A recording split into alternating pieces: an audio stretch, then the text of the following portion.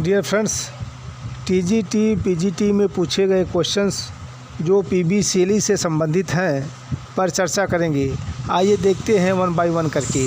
When was PB Shelley born? तो वे पैदा हुए थे 1792 में। शैली का जन्म 4 अगस्त 1792 को हार्सम सेसेक्स के पास फील्ड प्लेस में हुआ था। वह टिमोथी और एलिजाबेथ के सबसे बड़े पुत्र थे। 8 जुलाई 1822 को इटली के वियारेगियो में नौकायन करते समय डूबने से शैली की मृत्यु हो गई। नाव का नाम एरियल था। शैली के कब्र पर कोरकोडियम वाक्यांश अंकित है। Who consider Shelley as a beautiful and ineffectual angel beating in void his luminous wings in vain? Shelley को कौन मानता है एक सुंदर और अप्रभावी देवदूत जो शून्य में अपने चमकदार पंख व्यर्थ में फड़फड़ा रहा है? तो वे मानने वाले हैं Matthew Arnold. Which of the following is not written by P B Shelley? निम्नलिखित में से कौन पर्सी बेसी शैली द्वारा नहीं लिखा गया है? पीबी शैली द्वारा ओजीमेंडियाज भी लिखा गया है, ode to the west wind भी लिखा गया है, टू ए स्काई लार्क भी लिखा गया है।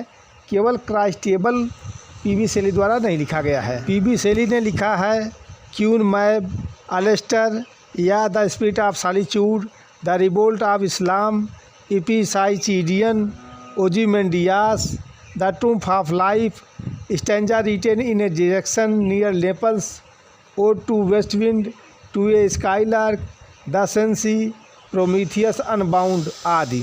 Which of the following was PB Shelley's unfinished work? निम्नलिखित में से कौन सा पीबी शैली का अधूरा काम था? तो वह अधूरा काम था the triumph of life. The triumph of life PB Shelley की 1822 में उनकी मृत्यु से पहले की आखिरी कृति है। उन्होंने 1822 की गर्मियों की शुरुआत में इटली के लेरसी के कासा मैगनी में कविता लिखी थी। उन्होंने यह कविता टर्जा राइमा में लिखी है। यह कविता पेट्रार्क के ट्रायम्फी पर और डांटे के डिवाइन कॉमेडी पर आधारित है।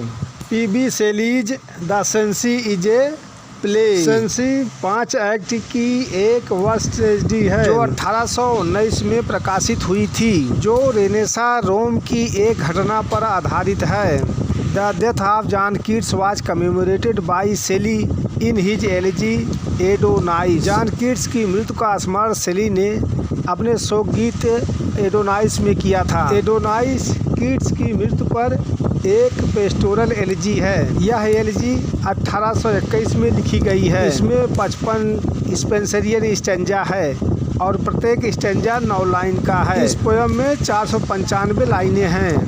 Life like a dome of many coloured glass stains the white radiance of eternity until death tramples it into fragments. जीवन बहुरंगी कांच के गुंबद की तरह अनंतकाल की सफ़ेद चमक को धब्बा लगा देता है और मृत्यु जीवन को टुकड़े टुकड़े में रौंद देती है। उपर्युक्त पंक्ति एडोनाइस से ली गई है। Adonais bewails the death of John Keats. Adonais John Keats की मृत्यु पर शोक मनाता है।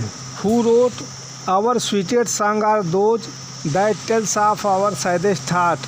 हमारे सबसे मधुर गीत वे होते हैं जो हमारे सबसे दुखद विचार को बताते हैं। किसने लिखा है? तो इस लाइन को पीबी शैली ने लिखा है। यह लाइन शैली द्वारा लिखित और टू ए स्काई लार्क से ली गई है और 1820 में प्रकाशित की गई थी। Who compose the famous line if winter comes can spring be far behind? यह लाइन शैली ने कंपोज किया है और यह लाइन और टू वेस्ट विंड से लिया गया है जो 1820 में प्रकाशित की गई थी। He was alone the perfect singing god. Who said about Shelley? तो यह बात किसने कहा था? तो स्विनबर्न ने कहा था। स्विनबर्न ने कहा था शैली को। Who wrote the revolt of Islam? Shelley. Revolt of इस्लाम 1818 में प्रकाशित हुआ या 12 सर्गों में प्रकाशित हुआ, जो मूल रूप से लाउन एंड सिंथना नामक शीर्षक से प्रकाशित हुआ था। The line poets are the unacknowledged legislator of the world is by. कवि संसार के अस्वीकृत विधायक हैं, ये बात किसने कहा था? तो शैली ने। Which of the following poems is written in terza Raima.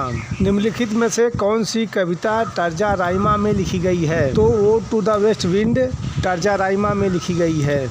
Odd to west wind 1820 में प्रकाशित हुई थी और यह तर्जा राइमा में लिखी गई है।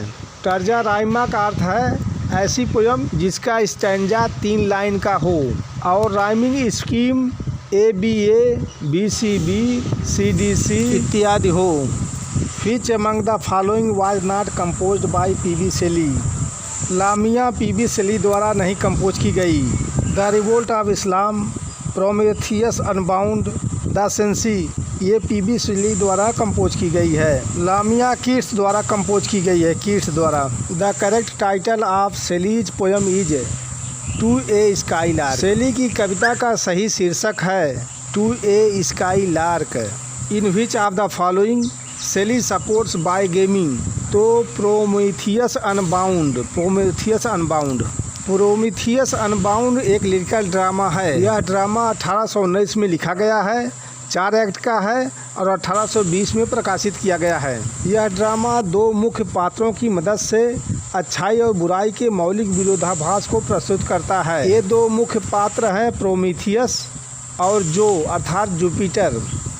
Who compose the famous line our sweetest song are those that tell of saddest thought? इस लाइन को शेली ने कंपोज किया, शेली ने। यह line to a sky lark से ली गई है, जो लिरिकल ड्रामा प्रोमेथियस अनबाउंड के साथ 1820 में प्रकाशित हुई थी। यह पोयम 21 स्टैंजा की है और प्रत्येक स्टैंजा 5 लाइन का है, जिसका राइमिंग स्कीम ABABB है। इस पोयम में टोटल 105 लाइनें हैं। Shelley prays to the west wind to lift him as a wave, a leaf, a cloud.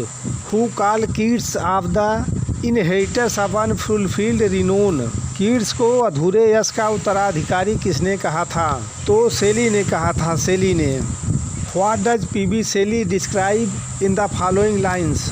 Oh lift me as a wave, a leaf, a cloud, I have fallen upon the thorns of life, I bleed. P.B. Shelley निम्नलिखित पंक्तियों में क्या वर्णन करते हैं? ओह मुझे एक लहर, एक पत्ती, एक बादल की तरह से उठा लो, जीवन के कांटों पर गिरा हूँ, लहूलुहान हूँ। इन लाइनों में कवि के दुखी जीवन का वर्णन है, कवि के मिजरेबल लाइफ का वर्णन है। Which is not true statement for Shelley's work? केवल B स्टेटमेंट सही नहीं है, बाकी सभी सही हैं।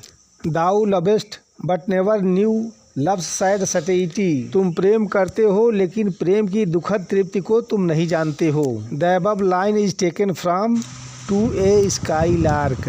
विच poem of P.B. Shelley contains this line? Our sweetest song are those that tell of saddest thought. यह line to a sky lark नामक पोयम की है। A defence of poetry is written by P.B. Shelley। A defence of poetry 1821 में लिखी गई है और 1840 में लंदन में एडवर्ड मॉक्सन द्वारा निबंध, पत्र, अनुवाद और अंशों में प्रकाशित हुई।